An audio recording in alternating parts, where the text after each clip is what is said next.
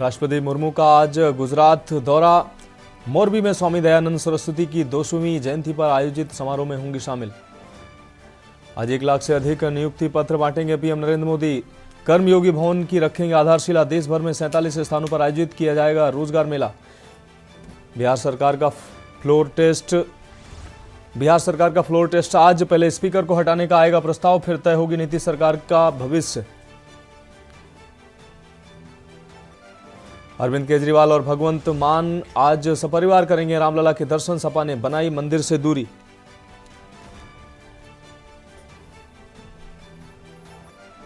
दिल्ली कूच पर अड़े किसान। Punjab Haryana border seal. सिंघू टीकरी पर बैरिकेडिंग। सिरसा में 2 टेम्पररी जेलें बनाई गई। चंडीगढ़ में धारा 144 लागू।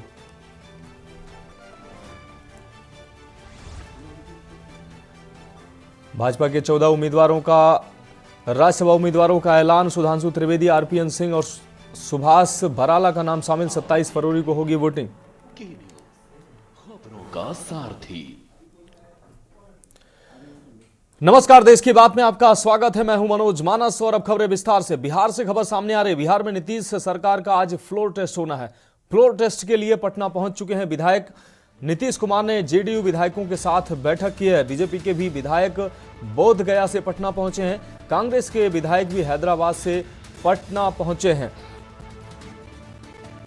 तो नीतीश सरकार के भविष्य का आज फैसला होना है। फ्लोर टेस्ट के बाद तय होगा कि बिहार में नीतीश की सरकार रहेगी या नहीं रहेगी। और फिलहाल नीतीश कुमार ने बैठक की और आश्वस्त किया है कि उनके विधायकों की संख्या पूरी है और फ्लोर टेस्ट में वो निश्चित रूप से पास होंगे। फ्लोर टेस्ट के लिए पटना पहुंच चुके हैं सभी विधायक। आपको बता दें, जेडीयू के साथ बीजेपी के विधायक भी पटना पहुंचे हैं। इसके साथ ही कांग्रेस के विधायक भी पटना पहुंचे हैं। तेजस्वी के बयान के बाद एक बार माहौल गरमाया था, जिसके बाद अब बीजेपी भी सतर्क नजर आ रही है। वहीं नीतीश कुमार ने आश्वस्त किया कि वो बहुमत का आंकड़ा पा लेंगे, फ्लोर टेस्ट में वो पास होंगे। आपको बता दें, तेजस्वी ने बयान दिया था कि खेला अभी होना है, खेला आगे अभी बाकी है, जिसके बाद कयास लगाए जा रहे थे कि उलटफेर कुछ हो सकता है। फिलहाल नीतीश कुमार के तरफ से लगातार यही कहा जा रहा है कि नीतीश, आपको बता दें, फ्लोर टेस्ट में वो पास हो जाएंगे। नीतीश के पार्टी के लगभग सभी विधायकों का यही कहना है कि फ्लोर टेस्ट में वो पास हो जाएंगे। यहां रुकेंगे, एक ब्रेक के लिए, जल्द हाजिर होंगे।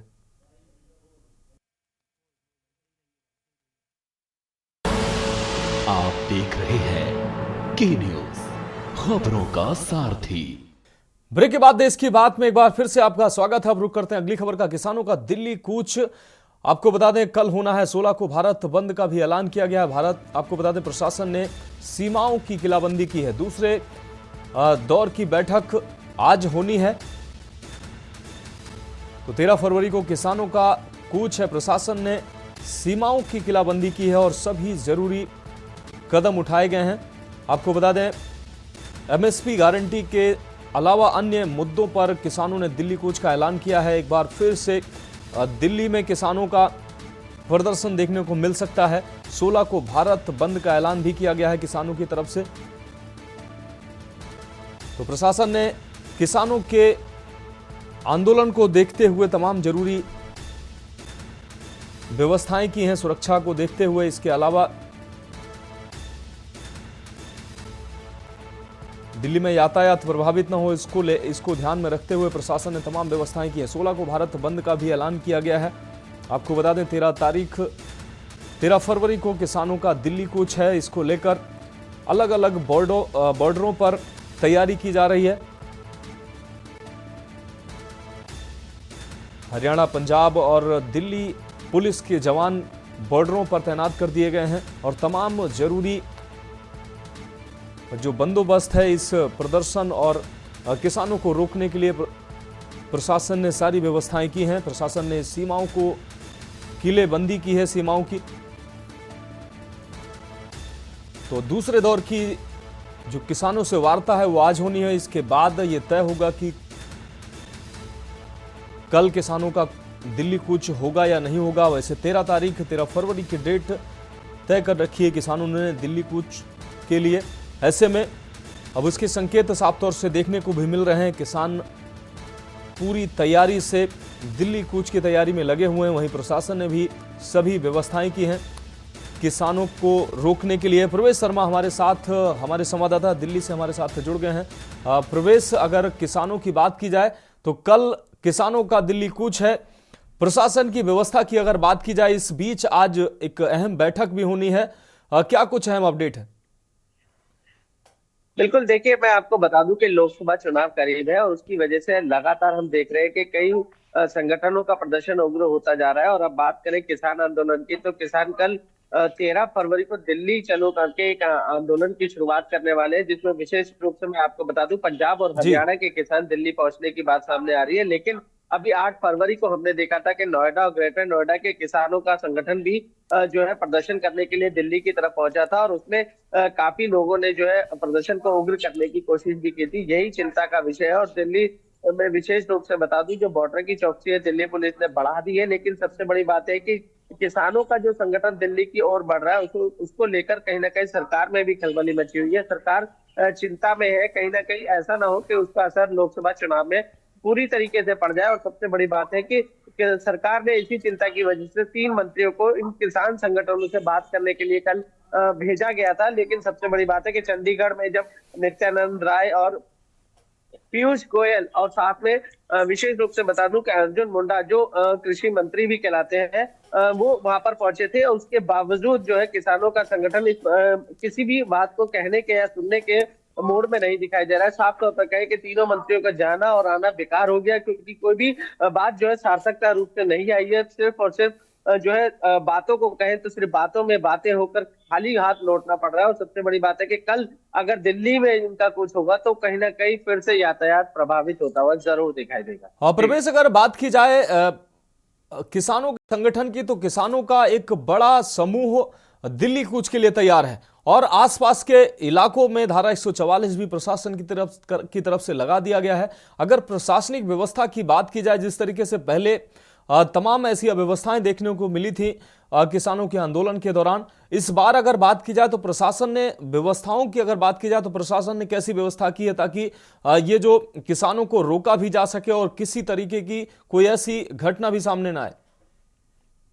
बिल्कुल, देखिए मैं आपको बता दूं कि दिल्ली का उत्तर पूर्वी इलाका जहाँ से बॉर्डर आता है, लोनी बॉर्डर होता है, और आनंद विहार जो है शादरा इलाके में पड़ता है। दोनों तरफ जो है धारा 144 दिल्ली पुलिस की तरफ से लगा दी गई है, बैरिकेडिंग की व्यवस्था कर दी गई है। इसके अलावा दिल्ली पुलिस के जवानों के साथ साथ सीआरपीएफ के जवान भी मौजूद होंगे। और सबसे बड़ी बात है कि जो 8 फरवरी को प्रदर्शन नोएडा और ग्रेटर नोएडा के किसानों ने किया था, तो वहां पर हमने साफ तौर पर देखा था कि महिलाओं को आगे किया गया था, क्योंकि महिलाओं ने जब बैरिकेडिंग को धक्का मुक्की की थी उसके बाद वो उन्होंने क्रॉस किया था। सबसे बड़ी बात यही है कि इस बार भी कहीं ऐसा ना हो कि अधिक संख्या में महिलाएं पहुंचे। तो कहीं ना कहीं ऐसी संख्या में जब अधिक संख्या पहुंचता है तो जो सरकार है या प्रशासन है विशेष रूप से महिलाओं की वजह से चिंता में आ जाता है। और सबसे बड़ी बात है कि जब बैरिकेडिंग में धक्का मुक्की होती है या तोड़फोड़ करने की कोशिश की जाती है, तो ऐसे में किसी को चोटिल होने की भी संभावना बनी रहती है। यही वजह है कि दिल्ली पुलिस लगातार बैरिकेडिंग की संख्या बढ़ाई जा रही है। और मैं आपको बता दूं कि 1 या 2 बैरिकेडिंग नहीं है, कम से कम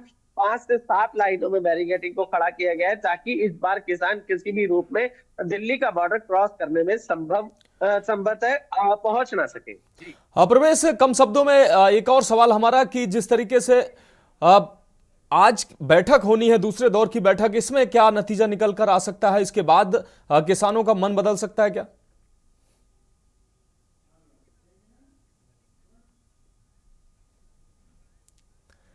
तो प्रवेश तक हमारी आवाज शायद नहीं पहुंच पा रही है। अब इस बीच किसानों का प्रदर्शन सामने आ सकता है। इसको लेकर प्रशासन ने तमाम व्यवस्थाएं भी की हैं। देश की बात में एक ब्रेक के लिए रुकते हैं, जल्द हाजिर होंगे।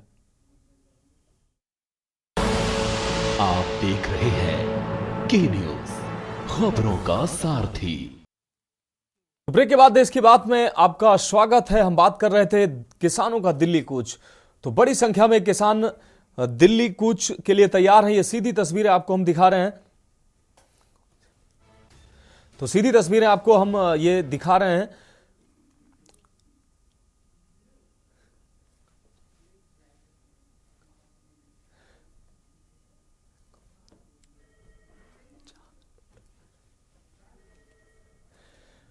तो आपको बता दें, ये सीधी तस्वीरें आपको दिखा रहे हैं। दिल्ली कूच के लिए एक तरफ किसान तैयार हैं, दूसरी तरफ प्रशासन ने चाक चौबंद व्यवस्था की है। आपको बता दें, दिल्ली के गाजीपुर बॉर्डर की ये सीधी तस्वीरें हैं।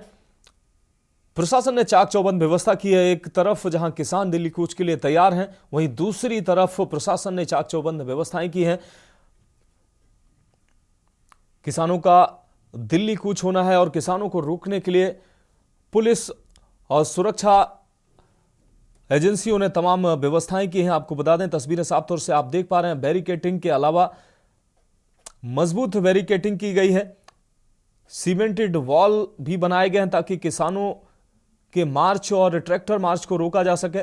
जिस तरीके से एक बताया जा रहा है कि एक बड़ा किसानों का जत्था ट्रैक्टरों की लंबी कतार के साथ दिल्ली कूच के लिए तैयार है, उसको देखते हुए किसानों को रोकने के लिए तमाम जरूरी सुरक्षा इंतजाम किए गए हैं और किसानों को रोकने के लिए प्रशासन की तरफ से सभी व्यवस्थाएं पूरी की गई हैं। तो अलग अलग बॉर्डरों पर, खासकर पंजाब और हरियाणा से दिल्ली से जो लगते बॉर्डर हैं, उन बॉर्डरों पर विशेष इंतजाम किए गए हैं ताकि किसानों को दिल्ली कूच से रोका जा सके। इस बीच आज एक अहम बैठक भी होनी है, तो दूसरे दौर की आज अहम बैठक होनी है। इस बैठक के बाद जो नतीजे निकलकर आएंगे, उसके बाद यह तय होगा कि कल किसानों का कूच दिल्ली होगा। बड़ी मात्रा में किसान दिल्ली कूच के लिए तैयार हैं। एमएसपी सहित कई अन्य मांगों को लेकर एक बार फिर दिल्ली कूच के लिए किसान तैयार बैठे हैं और प्रशासन ने किसानों के कूच को देखते हुए किसानों से एक दौर की वार्ता विफल हुई। अब दूसरे दौर की वार्ता आज होनी है। इस वार्ता के बाद आगे की तस्वीरें साफ हो सकती हैं। महिला पुलिसकर्मियों की बड़ी मात्रा में तैनाती की गई है, क्योंकि पिछली बार किसान आंदोलन में देखा गया था कि किसानों के द्वारा महिलाओं को आगे कर दिया गया था। इस बार महिला पुलिसकर्मियों और सुरक्षा कर्मियों की पूरी व्यवस्था की गई है ताकि अगर महिला किसान सामने आते हैं तो उनको भी बखूबी रोका जा सके। तो सीधी तस्वीरें आपको हम दिखा रहे हैं। प्रशासन पूरी व्यवस्था कर रहा है, पुलिस के साथ अन्य सुरक्षा बलों की भी तैनाती की गई है और यातायात प्रभावित न हो, इसके भी इंतजाम किए गए हैं। 16 फरवरी को भारत बंद का ऐलान भी किसानों की तरफ से किया गया है। आज दूसरे दौर की वार्ता किसानों से होनी है। इस वार्ता के बाद कल की तस्वीर सामने आ सकती है कि कल किसानों का दिल्ली कूच होगा या नहीं होगा।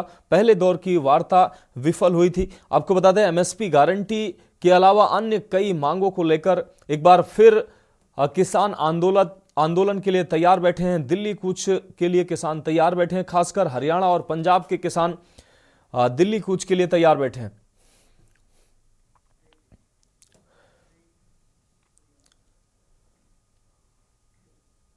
तो खबरों में वक्त एक और ब्रेक का है, जल्द हाजिर होंगे।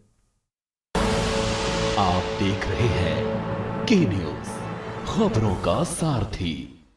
ब्रेक के बाद देश की बात में एक बार फिर से आपका स्वागत है। अब रुक करते हैं अगली खबर का। आज अयोध्या जाएंगे सीएम अरविंद केजरीवाल। आपको बता दें, रामलला के दर्शन करेंगे मुख्यमंत्री अरविंद केजरीवाल। साथ में पंजाब के सीएम भगवंत मान भी रामलला के दर्शन करने जाएंगे। मुख्यमंत्री केजरीवाल परिवार समेत दर्शन करने जाएंगे। इस दौरान सीएम भगवंत मान भी अपने परिवार के साथ अयोध्या पहुंचेंगे। अयोध्या पहुंचकर रामलला के दर्शन करेंगे।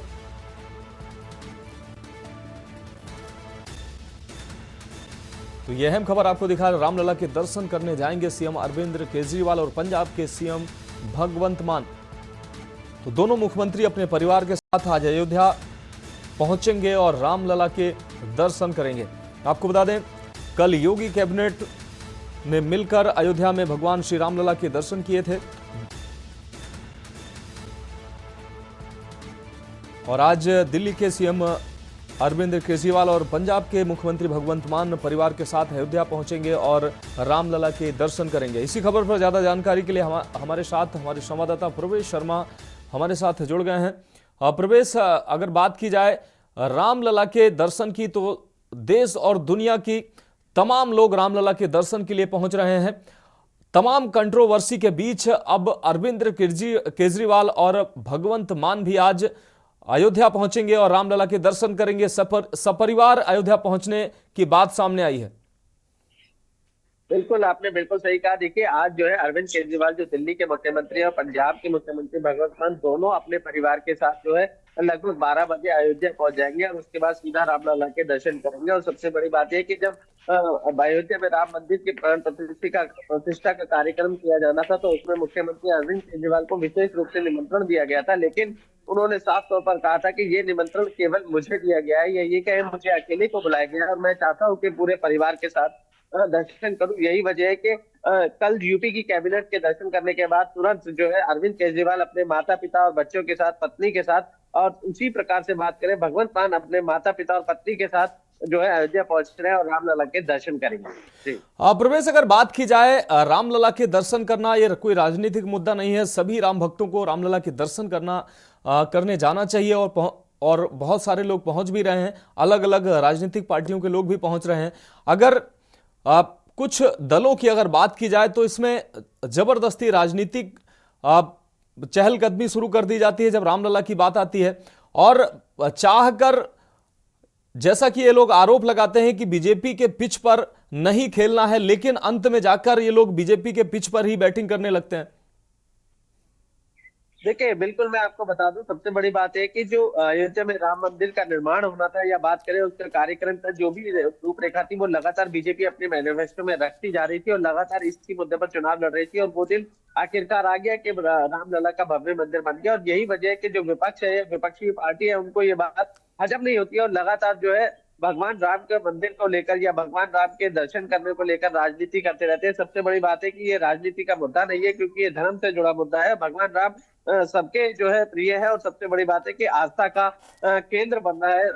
लगातार हम देख रहे हैं कि लाखों लोग दर्शन कर रहे हैं और लगातार जो है मंत्री हो या बात करें कैबिनेट मंत्री यूपी के कल पहुंचे, यहाँ दिल्ली के मुख्यमंत्री के साथ पंजाब के मुख्यमंत्री पहुंचे, तो इसमें कहीं ना कहीं आस्था का केंद्र है और यही वजह है कि लगातार दर्शन करने जा रहे हैं। इसमें किसी प्रकार की राजनीति को देखना या करना, साफ तौर पर मैं कहूंगा कि जनता भी देख रही है और इसका रिजल्ट जो है बहुत जल्दी आपको आने वाले चुनावों में दिखाई देगा। प्रवेश, जिस तरीके से अब अरविंद केजरीवाल और भगवंत मान अब रामलला के दर्शन करने पहुंचे हैं, कांग्रेस पार्टी ने हालांकि सीधे तौर पर विरोध नहीं किया, लेकिन कांग्रेस पार्टी ने निमंत्रण ठुकराया। उसके बाद क्या लगता है आपको, अब कांग्रेस पार्टी के विधायक, सांसद भी अब अयोध्या पहुंचेंगे, चुनाव नजदीक है, उनको भी बाकी लोगों के वोट चाहिए?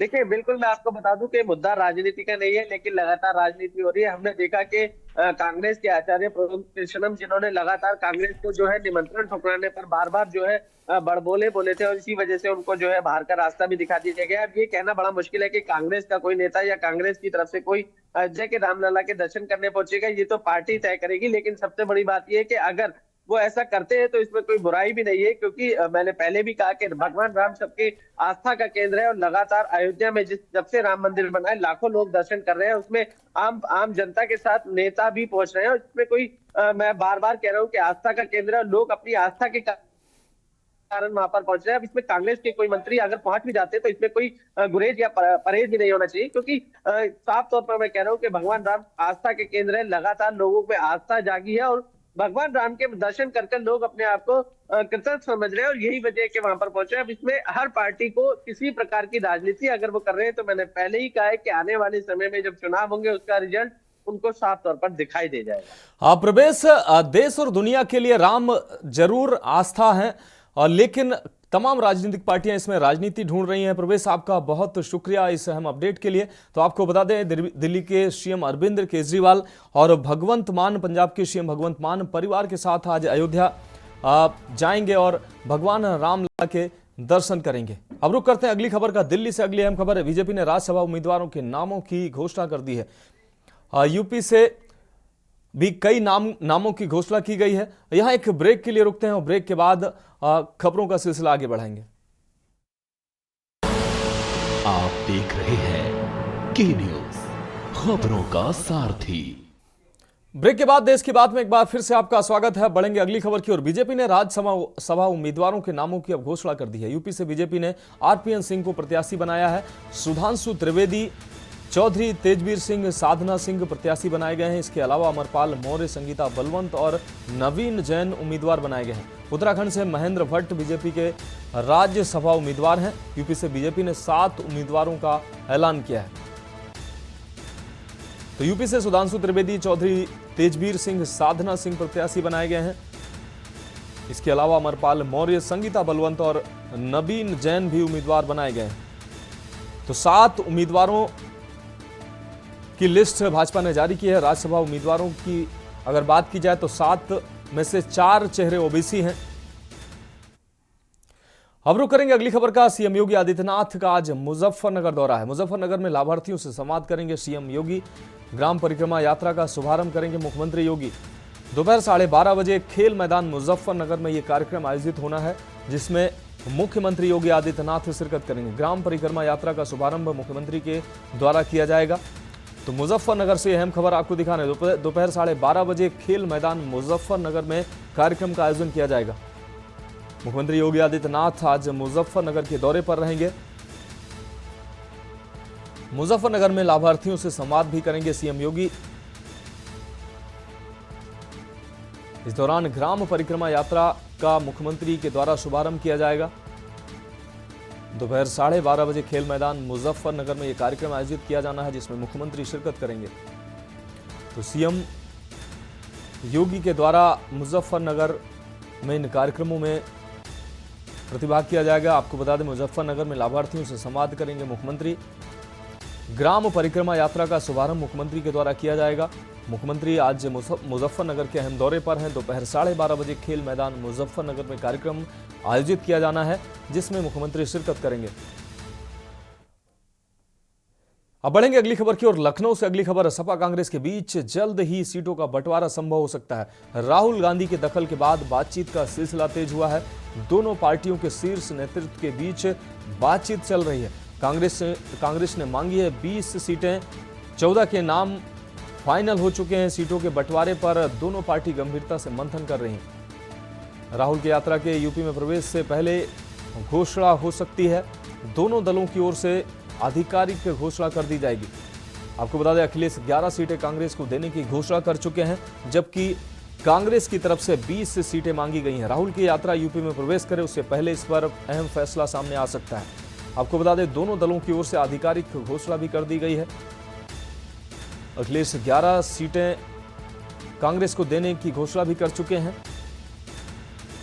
तो लखनऊ से अहम खबर, सपा कांग्रेस के बीच जल्द सीटों का बंटवारा संभव हो सकता है। राहुल गांधी के दखल के बाद अब बातचीत का सिलसिला जो है वो तेजी से आगे बढ़ा है। दोनों पार्टियों के शीर्ष नेतृत्व के बीच बातचीत जारी है। अब रुक करेंगे अगली खबर का। प्रयागराज से अगली खबर, व्यास के तहखाने में पूजा पर रोक की मांग का मामला। इलाहाबाद हाईकोर्ट में आज महत्वपूर्ण सुनवाई होनी है। मस्जिद की इंतजामिया कमेटी की याचिका पर आज सुनवाई होनी है। 31 जनवरी के जिला जज वाराणसी के फैसले पर रोक की मांग की गई है। तहखाने में पूजा की अनुमति देने पर रोक लगाने की ये मांग से संबंधित याचिका है। जस्टिस रोहित रंजन अग्रवाल की सिंगल बेंच में सुनवाई होगी। तो प्रयागराज से अहम खबर आपको दिखा रहे हैं। मस्जिद की इंतजामिया कमेटी की याचिका पर सुनवाई होगी। इसी खबर पर ज्यादा जानकारी के लिए हमारे साथ हमारे संवाददाता विनय मिश्रा हमारे साथ जुड़ गए हैं। विनय, अगर ज्ञानवापी मामले की बात की जाए, इसके प्रगति पर अगर बात की जाए, तो जो तहखाने में पूजा की अनुमति कोर्ट के द्वारा दी गई है, उसके खिलाफ मस्जिद कमेटी की तरफ से याचिका दाखिल की गई, जिसपे आज सुनवाई होनी है। क्या कुछ अहम निकल कर आ सकता है, और अगर वाराणसी की बात की जाए तो वहां का माहौल किस तरीके का है अभी का? ये बता दें कि आज इलाहाबाद हाईकोर्ट में ज्ञानवापी मामले को लेकर एक अहम जो है आज सुनवाई होनी है। मुस्लिम पक्ष की याचिका पर जस्टिस रोहित रंजन अग्रवाल की सिंगल बेंच सुबह 10 बजे से सुनवाई करेगी। इस मामले में आज यूपी सरकार को भी अपना जवाब दाखिल करना है। जी हाँ विनय, अगर बात की जाए ज्ञानवापी का मामला, अब ये देशव्यापी मामला बन चुका है और वाराणसी कोर्ट ने इस पर फैसला भी दे दिया है। व्यास तहखाने में पूजा की जो लड़ाई काफी लंबे समय से जो हिंदू पक्ष लड़ रहा था उसमें विजय जरूर मिली है, लेकिन मुस्लिम पक्ष की तरफ से अब याचिका दाखिल की गई है। अब याचिका की अगर बात की जाए, अगर इस याचिका की अगर बात की जाए तो हिंदू पक्ष निश्चित रूप से अभी जो कोर्ट की तरफ से फैसला दिया गया है उस पे हिंदू पक्ष अपनी जीत बता रहा है। मुस्लिम पक्ष को अब आज के फैसले के बाद क्या हासिल हो सकता है? जी बता दें कि आज जो ब्यास तहखाने में जो पूजा पर रोक की मांग को लेकर इसी याचिका पर आज इलाहाबाद हाईकोर्ट में जो सुनवाई होनी है, मुस्लिम पक्ष को जो है बेसब्री से इंतजार है। मुस्लिम पक्ष ने समय भी मांगा था कि हमें समय दिया जाए, लेकिन जो फैसला आया है उससे जो है मुस्लिम पक्ष ने याचिका दायर की थी, जो ब्यास तहखाने में पूजा पर रोक वाली याचिका पर आज सुनवाई होनी है। जी विनय, वाराणसी में जो ज्ञानवापी परिसर की अगर बात की जाए वहां का भी माहौल कैसा? आज चूंकि फैसला आना है तो सुरक्षा की दृष्टि से वहां का प्रशासन ने किस तरीके की व्यवस्था वहां की है? ये बता दें कि आज जो फैसला आने वाला है उससे जो है प्रशासन पूरी तरह जो है अलर्ट मोड पे है। वहाँ चप्पे चप्पे पर जो है पुलिस प्रशासन की तैनाती कर दी गई है, जिससे किसी प्रकार का जो है कोई किसी प्रकार का अनहोनी या दंगा न फैलने पाए। और मुस्लिम पक्ष लगातार जो है अपनी बातों को रख रहा है और उसी याचिका पर आज अहम सुनवाई होनी है। जी विनय, इस अहम अपडेट, अहम जानकारी के लिए आपका बहुत शुक्रिया। तो आपको बता दें कि आज अहम फैसले पर इस पर फैसला आना है। तहखाने में पूजा की अनुमति देने पर रोक लगाने की याचिका जिस पर आज सुनवाई होनी है, जस्टिस रोहित रंजन अग्रवाल की सिंगल बेंच में सुनवाई होगी। प्रयागराज से अहम खबर, व्यास के तहखाने में पूजा पर रोक की मांग का यह मामला जिस पर आज सुनवाई होनी है। इलाहाबाद हाईकोर्ट में आज महत्वपूर्ण सुनवाई होगी।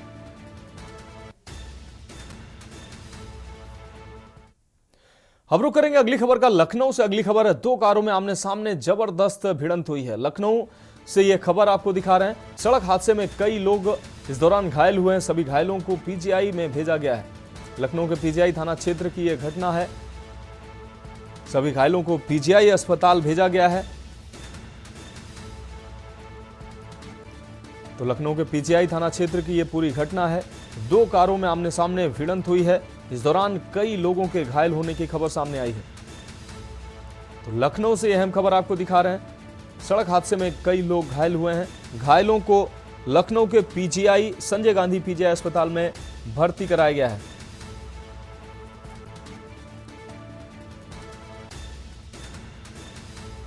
तो दो कारों की आमने सामने भिड़ंत हुई है जिसमें कई लोग गंभीर रूप से घायल हुए हैं। तस्वीरें साफ तौर से आप देख पा रहे हैं।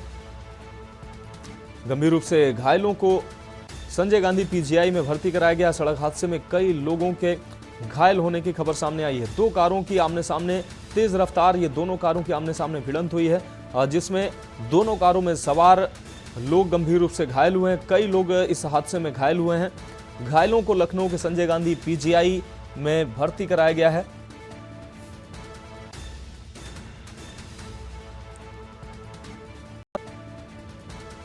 तो लखनऊ से यह अहम खबर आपको दिखा रहा है। सड़क हादसे से जुड़ी यह अहम खबर। सभी घायलों को संजय गांधी पीजीआई अस्पताल में भर्ती कराया गया है। दो कारों के बीच ये भिड़ंत हुई थी।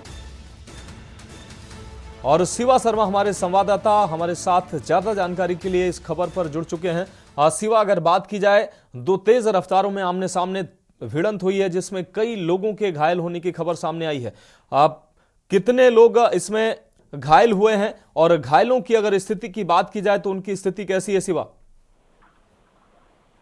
देखिए, पीजीआई थाना क्षेत्र के वृंदावन चौकी के पास कल देर रात लगभग 10:30 बजे के आसपास ये घटना हुई है और दो कारों की आपस में भिड़ंत हुई जिसमें एक कार नैनो है और दूसरी कार एक अन्य है। इस पूरी घटना में जो नैनो कार सवार 5 लोग थे वो सभी लोग घायल थे, जिसमें एक जो महिला है जिसका नाम वर्षा है उसको पीजीआई के ट्रॉमा में भर्ती कराया गया है, जिसकी हालत अभी नाजुक बनी हुई है क्योंकि वो सड़क की भिड़ंत के बीच में वो कार से बाहर आ गई थी। ऐसे में जब वो जमीन पर गिरी तो उसके सर पर और शरीर पर अन्य गहरे चोटों के निशान आए हैं।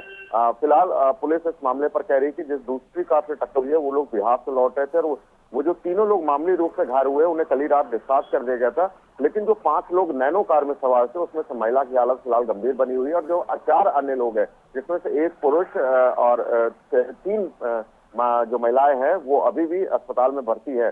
फिलहाल इस पूरी घटना के पीछे अभी साफ वजह निकल के नहीं आ पाई है कि आखिरकार घटना किस वजह से हुई, तेज रफ्तार थी या सिंगल लेन पे ये दोनों आपस सामने सामने आ रहे थे। लेकिन अभी पुलिस का कहना है कि जो उप निरीक्षक है, जो उस इलाके के दरोगा है, उनको पूरी जांच सौंपी गई है और जरूर इस मामले में किसी की तरफ से भी कोई भी शिकायत पत्र दिया जाएगा तो उसके खिलाफ कानूनी कार्रवाई जरूर की जाएगी। निश्चित रूप से शिवा शर्मा, इस अहम अपडेट के लिए आपका बहुत शुक्रिया। तो आपको बता दें, 2 तेज रफ्तार कारों में भिड़ंत हुई है। कई लोगों के इसमें घायल होने की खबर सामने आई है। घायलों को पीजीआई में भर्ती कराया गया है। यहां रुकेंगे, एक और ब्रेक के लिए जल्द हाजिर होंगे। आप देख रहे हैं के न्यूज, खबरों का सारथी। ब्रेक के बाद देश की बात में एक बार फिर से आपका स्वागत है। अब रुक करते हैं अगली खबर का। इस बीच सुकमा से बड़ी खबर सामने आ रही है। छत्तीसगढ़ के सुकमा से अहम खबर, नक्सलियों ने 4 लोगों को अगवा किया है। तो छत्तीसगढ़ के सुकमा से इस वक्त की बड़ी खबर सामने आई है। जल जीवन मिशन कार में लगी जेसीबी भी साथ ले गए हैं नक्सली। अगवा 2 व्यक्ति सुकमा मस्तान पारा के निवासी बताए जा रहे हैं। तो छत्तीसगढ़ के सुकमा से इस वक्त की बड़ी खबर, टेकल गुड़ा जोना गुड़ा में काम कर रहे थे मजदूर जिनको नक्सलियों ने अगवा किया है। रविवार शाम की बताई जा रही है नक्सली वारदात। परिवारीजनों ने नक्सलियों से रिहाई की अपील की है।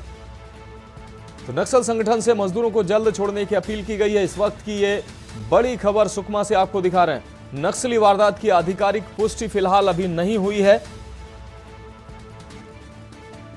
तो छत्तीसगढ़ के सुकमा से इस वक्त की ये बड़ी अहम अपडेट, नक्सलियों ने 4 मजदूरों को अगवा किया है। जल जीवन मिशन कार में लगी जेसीबी भी साथ में ले गए हैं नक्सली।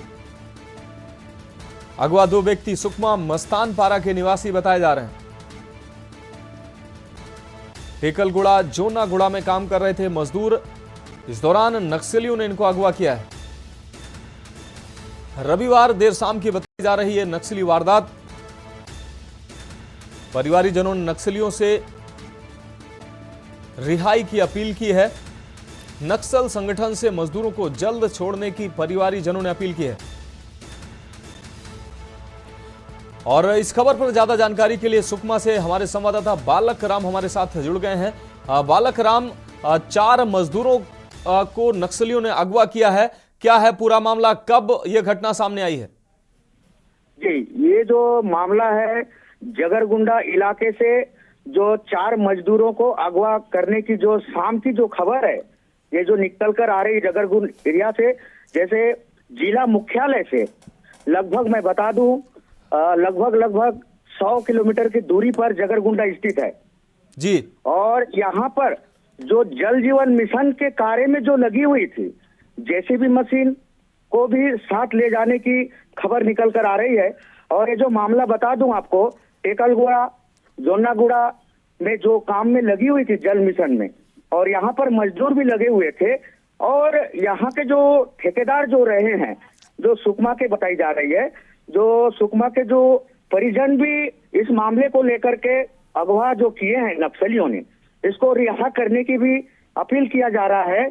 और जो आधिकारिक जो यहाँ पर पुष्टि तो अभी तक हुई नहीं है, मगर यहाँ पर जो सुकमा के जो निवासी हैं उनको भी अगवा किया गया है। जी बालक राम, अगर बात की जाए प्रशासन को, सुरक्षा कर्मियों को इसकी जानकारी है, क्योंकि अभी तक आधिकारिक पुष्टि नहीं हुई है?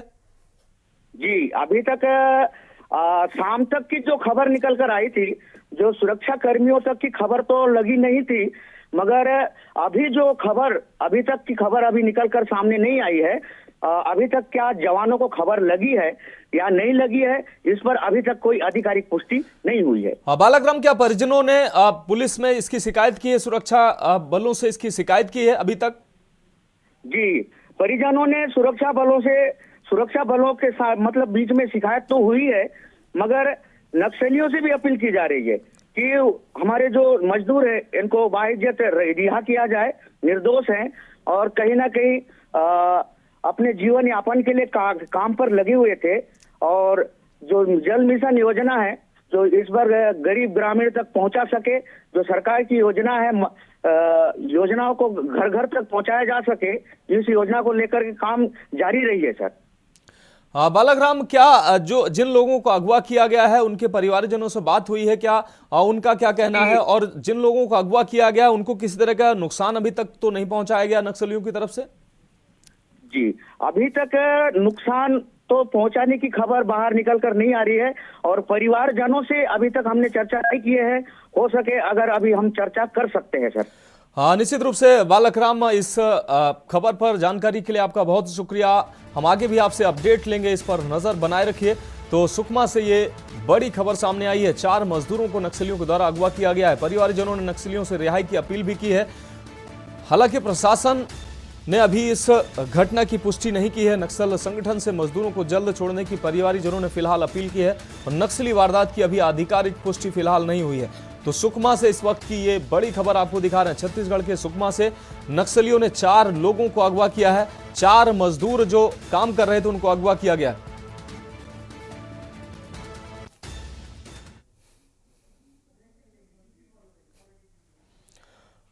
अब रुक करेंगे अगली खबर का। गाजीपुर से अगली खबर है। सदर सीट से उम्मीदवार घोषित किए गए हैं। बीजेपी ने राज्यसभा उम्मीदवार की घोषणा की है। पूर्व विधायक और सहकारिता राज्य मंत्री उम्मीदवार बनाए गए हैं। योगी सरकार में सदर सीट से विधायक निर्वाचित थी संगीता बलवंत, उनको राज्यसभा प्रत्याशी बनाया गया। सहकारिता मंत्री भी रह चुकी हैं डॉक्टर संगीता बलवंत। तो योगी सरकार में सदर सीट से विधायक निर्वाचित थी संगीता बलवंत।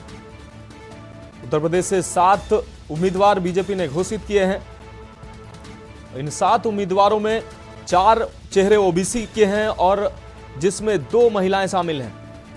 तो 7 जो उम्मीदवार घोषित किए गए हैं उसमें 2 महिलाएं शामिल हैं। कुल 7 प्रत्याशियों में 7 उम्मीदवारों में 4 ओबीसी चेहरे हैं। तो बीजेपी ने ओबीसी पर निशाना, आपको बता दें, ओबीसी वोटरों पर को ध्यान में रखते हुए ये उम्मीदवारी की घोषणा की है। 7 उम्मीदवार राज्यसभा से बीजेपी ने उत्तर प्रदेश से घोषित किए हैं। पूर्व विधायक और सहकारिता राज्य मंत्री को भी उम्मीदवार बनाया गया है। संगीता बलवंत जो मौजूदा समय में विधायक हैं और योगी सरकार में सदर सीट से विधायक निर्वाचित थी संगीता बलवंत, बीजेपी ने राज्यसभा उम्मीदवार के तौर पर उनकी उम्मीदवारी तय की है। पूर्व विधायक और सहकारिता राज्य मंत्री भी रही हैं। तो मौजूदा आपको बता दें पूर्व विधायक रही हैं संगीता बलवंत और सहकारिता मंत्री भी रही हैं। यहां रुकेंगे एक ब्रेक के लिए, जल्द हाजिर होंगे। आप देख रहे हैं के न्यूज, खबरों का सारथी। ब्रेक के बाद देश की बात में एक बार फिर से आपका स्वागत है। रुक करेंगे अगली खबर का। बहराइच से अगली खबर है। बड़ी वारदात के बाद पुलिस के हाथ अभी तक खाली नजर आ रहे हैं। पुलिस के रात्रि गश्त के दावे फिर हवाई साबित हो रहे हैं। एक घर में घुसे आधा दर्जन से अधिक हमलावर परिजनों की पिटाई कर कीमती सामान लेकर फरार हुए हैं। पहले भी एक मुर्गी फार्म पर चोरों ने बोला था धावा। हथियारबंद अपराधियों के घर पर बोला हथियारबंद अपराधियों ने घर पर धावा बोला है। पुलिस मामले की तहकीकात में जुटी हुई है। रामगांव थाना पुलिस को अपराधियों ने चुनौती दी है। तो पुलिस मामले की तहकीकात में जुटी हुई है। बहराइच से इस वक्त की ये अहम खबर आपको दिखा रहे हैं। रामगांव थाना पुलिस को अपराधियों ने खुली चुनौती दी है।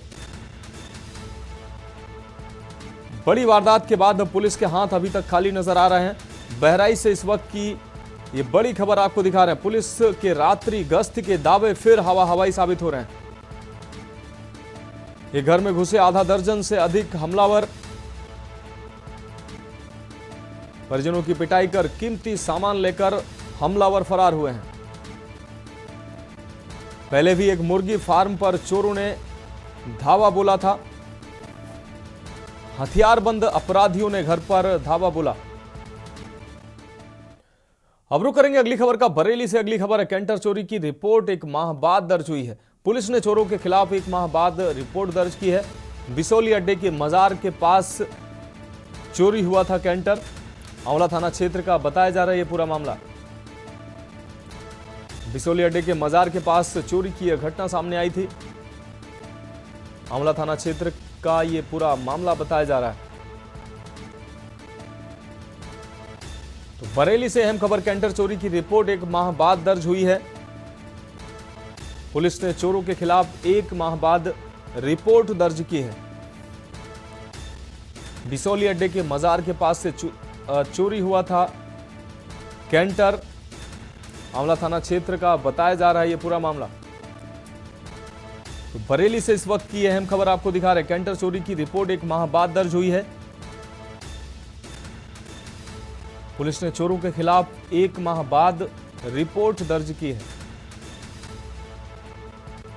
बिशोली अड्डे के मजार के पास से चोरी हुआ था कैंटर।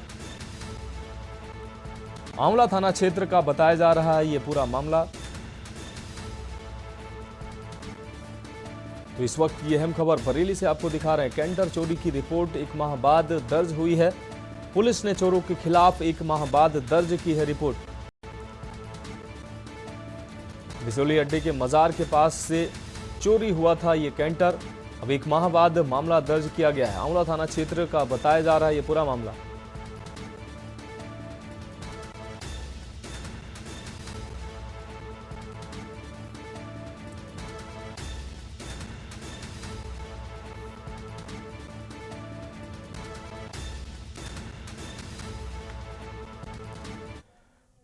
अगली खबर लखनऊ से है, जहां धर्मकांटों में सेंसर चिप व रिमोट से घटतौली की जा रही है। घटतौली करने वाले गिरोह के 7 सदस्य गिरफ्तार हुए हैं। यूपी एसटीएफ की टीम ने अयोध्या जिले से गिरफ्तारी की है। सेंसर चिप व रिमोट के जरिए करोड़ों रुपए की चपत लगाई जा रही है। 6 chip, 11 remote, 2 wire connected device भी इनके पास से मिली है। एक ट्रेलर, एक कार, मोबाइल, 24,000 कैश भी बरामद किया है। पूर्वांचल के अलग अलग जिलों से मिली थी शिकायतें। धर्मकांटों में सेंसर रिमोट से घटतौली करता था ये गैंग। रिमोट के जरिए वजन बढ़ा और घटा दिया जाता था। विशाल अग्रहरी है पूरे गैंग का सरगना। तो मुंबई में धर्मकांटा बनाने वाली कंपनी में करता था नौकरी। निजी कंपनी में नौकरी करने के दौरान सीखा था ये हुनर। यूपीएमपी के अलग अलग जिलों में लगी है सेंसर चिप रिमोट।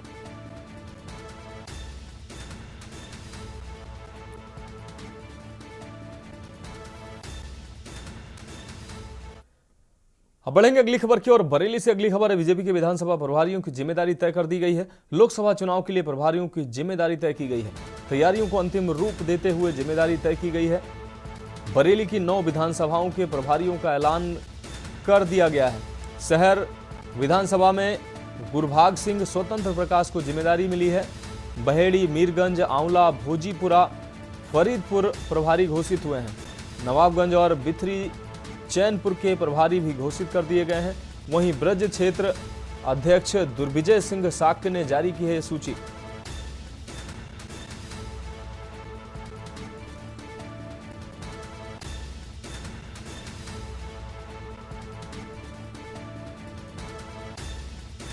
तो ब्रज क्षेत्र अध्यक्ष दुर्विजय सिंह साक्य ने यह सूची जारी की है।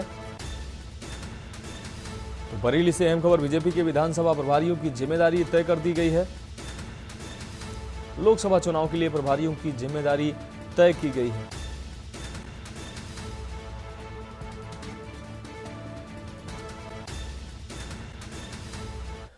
अब रुक करेंगे अगली खबर का। ग्रेटर नोएडा से अगली खबर है। वैभव हत्याकांड में बड़ा खुलासा सामने आया है। आपको बता दें, ग्रेटर नोएडा की चचुरा नहर से मिला है 100। 30 जनवरी से लापता था व्यापारी का बेटा। नाबालिग समेत 2 आरोपी गिरफ्तार हो चुके हैं। गर्लफ्रेंड को लेकर हुए विवाद में हत्या को अंजाम दिया गया था। तो ग्रेटर नोएडा से यह अहम खबर सामने आई है। आपको बता दें, नाबालिग समेत 2 आरोपी गिरफ्तार हो चुके हैं। ग्रेटर नोएडा की चचुरा नहर से ये शव मिला है। 30 जनवरी से लापता था व्यापारी का बेटा। नाबालिग समेत 2 आरोपी गिरफ्तार हो चुके हैं। गर्लफ्रेंड को लेकर हुए विवाद में हत्या को अंजाम दिया गया। ग्रेटर नोएडा से अहम खबर। वैभव हत्याकांड में बड़ा खुलासा सामने आया है। ग्रेटर नोएडा की चचुरा नहर से मिला है व्यापारी के बेटे का शव।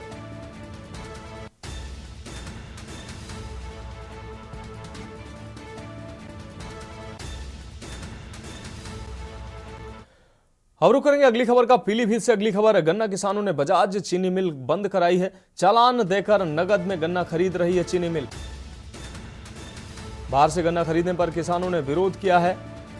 प्रबंधक की मिली भगत से बाहर से गन्ना की खरीदारी की जा रही है। आपको बता दें, मीडिया के कैमरे से बचते नजर आए हैं GM.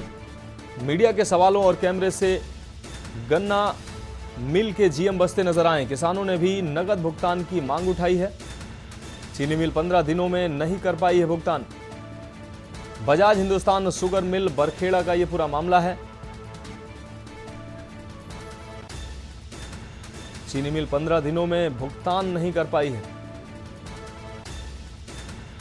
Bajaj Hindustan sugar mill Barkheda का यह पूरा मामला है। तो पीलीभीत से यह अहम खबर, गन्ना किसानों ने विरोध दर्ज कराया है। कि आज तक इसने कोई पैसे का एक पेमेंट नहीं दिया है, और जबकि सुप्रीम कोर्ट का साफ साफ आदेश है कि 14 दिन के बाद पेमेंट हो जाना चाहिए, और सारी चीनी मिलें दे रही हैं पूरी ऑल इंडिया में, लेकिन एक अभी पैसा नहीं देता है। अब पूरी सीजन का एंड होने जा रहा है, अभी तक कोई पेमेंट नहीं हुआ। एक हफ्ता को पेमेंट कर पाओगे पूरी सीजन में, इससे काम चल जाए। वो बच्चे पढ़ने को स्कूल में फीस देने हैं, गन्ना की बुवाई है, कहां से पैसा ला। अब रुक करेंगे अगली खबर का। लखनऊ से अगली खबर है, महिला आईएएस अफसर के पिता से ठगी की घटना सामने आई है। आपको बता दें, ईसी की डायरेक्टर शुभ्रा सक्सेना के पिता से ठगी की गई है। महिला आईएएस अफसर के पिता से 1 लाख की ठगी की गई है।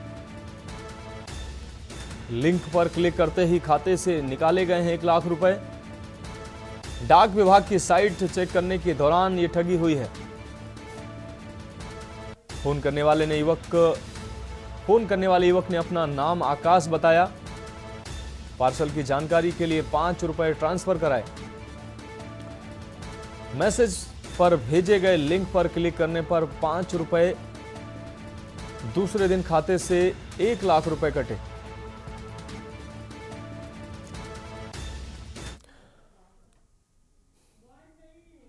तो देश की बात में फिलहाल मेरे साथ इतना ही। मुझे दीजिए इजाजत और आप देखते रहिए के न्यूज इंडिया। आप देख रहे हैं के न्यूज, खबरों का सारथी।